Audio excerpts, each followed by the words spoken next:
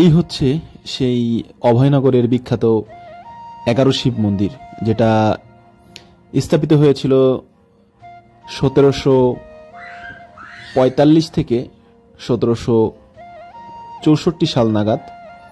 তখনকার রাজবংশ প্রতাপাদিত্যের বংশধর নীলম্বর রায় তার মেয়ের প্রার্থনার জন্য এই 11টি শিব মন্দির স্থাপন করেছিলেন। দেখুন, চুন সুরকি দিয়ে বানানো আজ থেকে প্রায় 280 বছরের এই পুরাতন স্থাপনাগুলি এখনো কতটা মজবুত ভাবে দাঁড়িয়ে আছে।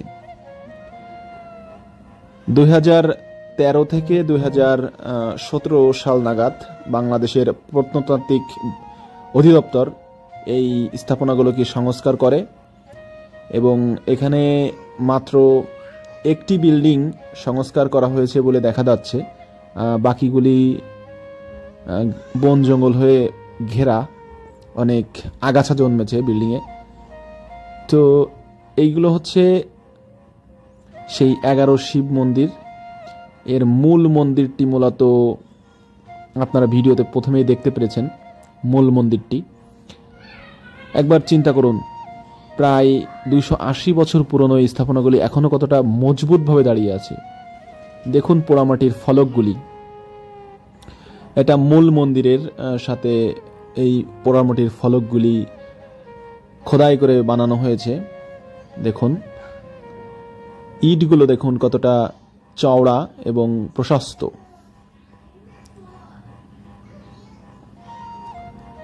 এইগুলি মূলত হিন্দুদের প্রার্থনার জায়গা এবং এই মন্দিরটার ভিতরের ছাদটি দেখুন, তখনকার দিনে রড ছিল না, তো এইভাবে গম্বুজ আকৃতি করে তখনকার দিনের প্রকৌশলীরা এই ছাদগুলি দিতেন। দেখুন, এটি হচ্ছে মন্দিরের বারান্দার একটি অংশ।